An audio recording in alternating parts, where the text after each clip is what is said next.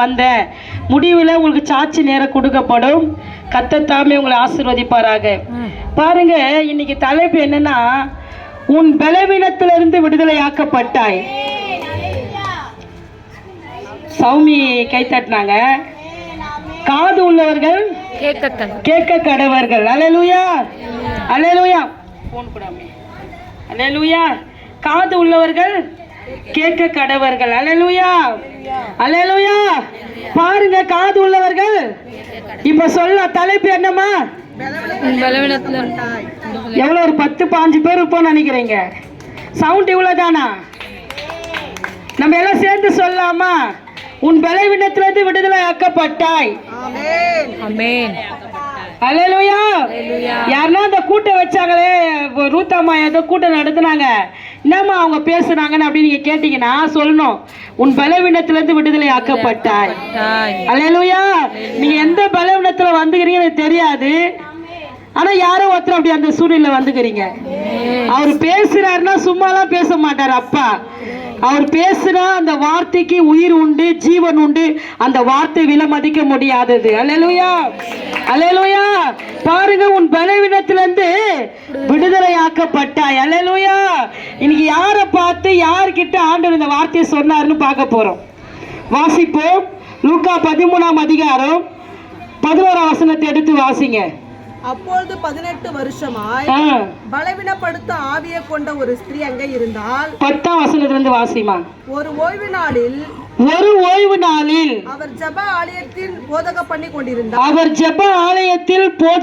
கொண்டிருந்தார். அப்பொழுது 18 வருஷமாய் பலவீனப்படுத்த ஆவி கொண்ட ஒரு ஸ்திரீ அங்கே இருந்தால். அவள் எவ்வளவும் நிமிரக்கூடாத கூனியா இருந்தாள். அல்லேலூயா, அல்லேலூயா. ஏன்னா சத்தியத்தை அறிவீர்கள், சத்தியம் தான் உங்களை விடுதலை ஆக்கும். ஏசப்பா நடக்கிறார் பிறந்த தூசு, அந்த மண்ணுக்கு கூட நான் சமானம் இல்லாதவன். அல்லேலூயா.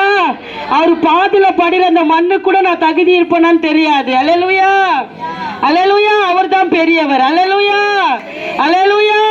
அவர் பாருங்க, ஜெப ஆலயத்துல போதகம் பண்ணி கொண்டிருந்தார். அல்லேலூயா. அந்த இடத்துல எவ்வளவு நிமிரக்கூடாத ஒரு தாயார் அங்க இருந்தாங்க. அல்லேலூயா. எத்தனை வருஷமா இருந்தாங்க அவங்க? 18 வருஷமாய் கட்டப்பட்ட கட்டு. ஒரு நாள் 2 நாள் இல்ல, 18 வருஷமா அந்த தாயாரை கட்டி வச்சிருந்தது.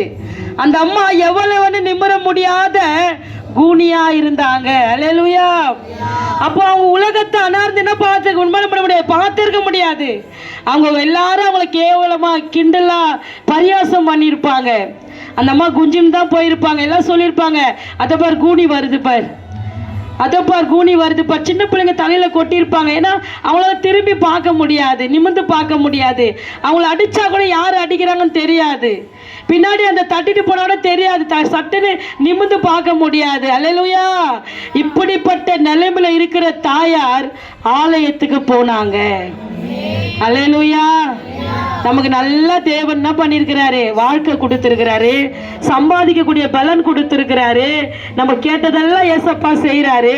நம்ம எதை கேட்டாலும் உடனே உடனே கொடுத்துறாரு. ஆனா நம்ம நாத்தியம்ம சர்ச்சுக்கு போனா கஷ்டம். அல்லேலூயா, அல்லேலூயா. நாத்தியம்மா சர்ச்சுக்கு வரல அப்படின்னு கேட்டா எதனா ஒரு சாக்கு சொல்றது. ரூத்தாமாக்கு பயந்துங்கன்னு. அல்லேலூயா. ரூத்தாமா ஒண்ணுமே இல்லை, வெறும் 0 தான். அல்லேலூயா. இங்க அநேக சபையில் உட்காருக்கிற பிள்ளைங்களுக்கும் சொல்றேன், சாக்கு போக்கு சொல்லாதீங்க. ஆலயத்துக்கு போனாதான் உங்களுக்கு விடுதலை. அல்லேலூயா. ஆலயத்துக்கு போனாதான் அற்புதம், ஆலயத்துக்கு போனாதான் அதிசயம் நடக்கும். ஏன்னா என் கண்களும் என் இருதயம் என்னால இங்க இருக்கும். கைகளை தட்டி தேவனை மகிமைப்படுத்துங்க. அல்லேலூயா. ஆலயத்துல கர்த்தர் இருக்கிறார். இந்த மாதிரி கூட்டத்துல நீங்க வரும்போது விடுதலையை பார்ப்பீங்க. ஆனா ஆலயத்துக்கு வரும்போது கர்த்தர் உங்களை நேசிக்க ஆரம்பிச்சிருவார். அல்லேலூயா. அந்த தாயாருக்கு அப்படிப்பட்ட ஒரு நிலைமை இருந்து கூட தேவனை தேடுறது அவங்க விடல. அல்லேலூயா. அவங்க எங்க இருந்தாங்க? ஜெப ஆலயத்துல இருந்தாங்க. அல்லேலூயா. பாருங்க, நடந்த சம்பவத்தை வாசிங்க. இயேசு அவளை கண்டு தம்மிடத்தில் அழைத்து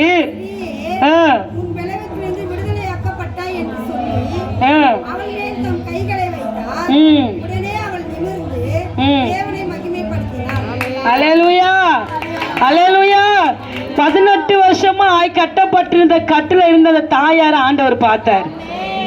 இன்னைக்கு உன் நிலைமையை கத்தர் பார்க்கிறார். எத்தனை பேர் விசுவாசிக்கிறீங்க? உங்க கட்டுகளை கத்தர் அறுக்க போறாரு. உன் பிரச்சனை முடிவுக்கு வரப்போகுது. உன் போராட்டம் முடிவுக்கு வரப்போகுது. நெடுநாளாகி தேவ சமூகத்தில் அழைத்த உன் கண்ணீருக்கு, உன் காத்திருப்பதற்கு கத்தர் பதில் கொடுக்கும்படியாய் உன் அருகாமையில் உன் பக்கத்தில் வந்திருக்கிறது. இன்னைக்கு விசுவாசித்தீங்கன்னா தேவ மகிமையை பார்ப்பீங்க. நீ கத்தர் அப்படிப்பட்ட காரியத்தை கத்தர் விடுதலை ஆக்க போறாரு.